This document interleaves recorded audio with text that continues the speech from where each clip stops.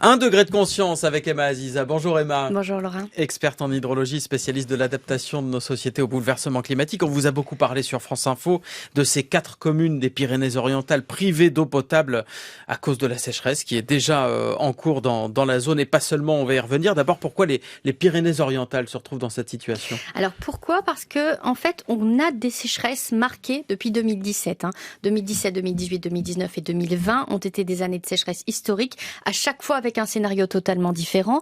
Mais en 2021, on a vécu une année particulièrement pluvieuse sur toute la France, sauf sur les Pyrénées-Orientales, l'Aude et le Var. Et donc en fait, on se rend compte que c'est vraiment la seule zone qui depuis 7 ans n'a quasiment pas une seule goutte de pluie. Le stress hydrique est chronique et donc ça commence à se voir aujourd'hui puisqu'il n'y a plus d'eau dans les nappes. On arrive à la fin du scénario. Et c'est d'ailleurs le cas en ce moment, puisqu'on vient de vivre un mois de mars, en l'occurrence assez pluvieux presque partout, sauf dans la zone, sauf dans les Pyrénées-Orientales. Exactement, lorsqu'on regarde vraiment la pluie tombée depuis le 1er janvier, on a toute la zone de la vallée du Val-Espire, de la tête du Tech, qui sont vraiment ces cours d'eau qui traversent les Pyrénées-Orientales, qui se retrouvent vraiment quasiment à sec. La pluie n'arrive pas sur place. D'ailleurs, le vent même disparaît. On a moins de tramontagne. Il y a des études qui commencent à sortir, qui montrent que les deux sont corrélés. Donc, on voit à quel point il y a un bouleversement. Et puis, on est vraiment sur ce département qui est sur la bordure la plus au sud de la France, puisque on est à la frontière espagnole. L'Espagne est déjà en train de vivre un stress chronique majeur et donc on voit très bien que les choses sont en train d'arriver en France. Oui, et c'est ça, au-delà des Pyrénées-Orientales, en France, la situation est déjà dramatique. Oui, on vient d'avoir la dernière campagne du BRGM, du Bureau de recherche géologique et minière, qui nous met en évidence le fait qu'on a encore 75% des nappes qui sont dans un niveau extrêmement bas. Bas à très bas, c'est ça. C'est-à-dire 75% qui sont en dessous de la normale. Exactement. Et donc bien en dessous encore de ce que l'on avait en 2022 qui avait déjà connu une très faible recharge hivernale. Donc on démarre dans une situation complexe. On sait qu'on va aller vers des périodes beaucoup plus chaudes parce qu'avant, dans l'histoire de la France, on a connu des sécheresses, mais la plupart étaient des sécheresses froides. Il manquait de pluie, mais on n'avait pas en plus cette température supplémentaire. Et là, donc, on voit à quel point, eh bien, vous avez les mois qui se succèdent et se ressemblent. Et malheureusement se ressemblent avec à chaque fois des anomalies de température positive, c'est-à-dire qu'il fait toujours plus chaud que la normale et donc ça a un impact direct sur l'évapotranspiration et donc derrière c'est de la ressource en eau que l'on perd directement qui repart dans l'atmosphère. Alors les 4 communes dont on parlait, elles sont près de Perpignan, oui.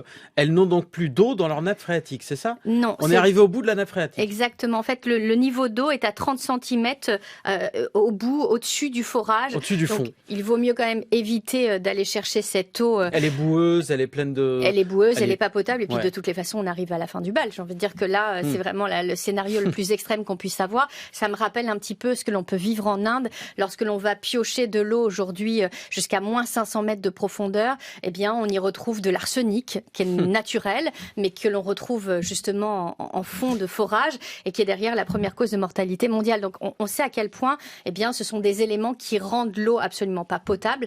Et il va falloir trouver des solutions d'urgence. Alors là pour l'instant ces 4 communes elles ont été branchées sur un forage agricole. L'eau là non plus n'est pas potable. On peut l'utiliser pour quoi dans ces cas-là? Alors on peut l'utiliser pour laver son linge, on peut l'utiliser pour prendre sa douche à condition de ne pas ouvrir la bouche. Ouais. Et puis surtout, il faut éviter de se laver les dents avec, il faut éviter de consommer des aliments crus. Donc on cuisine pas avec. On peut cuisiner, mais il va falloir faire bouillir cette eau parce qu'elle n'est pas potable directement.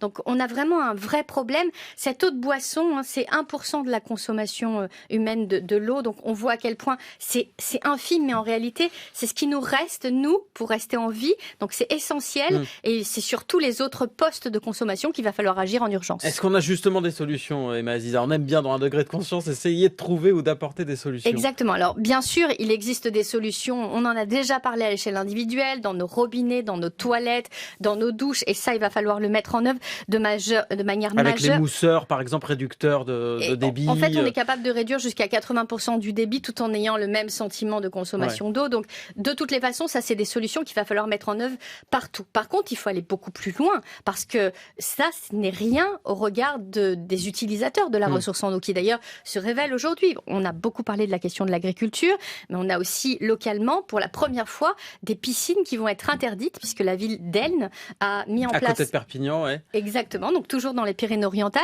et la première ville en France qui, par arrêté municipal, a interdit la construction de forages ou bien de nouvelles piscines jusqu'à fin avril 2023, mais ça pourrait se reproduire encore, enfin se prolonger vu l'état de la situation. Donc on voit qu'il y a une bascule nouvelle vers cette prise en compte du fait qu'on est vraiment à la fin d'un système. Il va falloir changer et rapidement. Merci beaucoup Emma Aziza pour un degré de conscience, experte en hydrologie et spécialiste de l'adaptation, on y est, au bouleversement climatique. Merci Laura.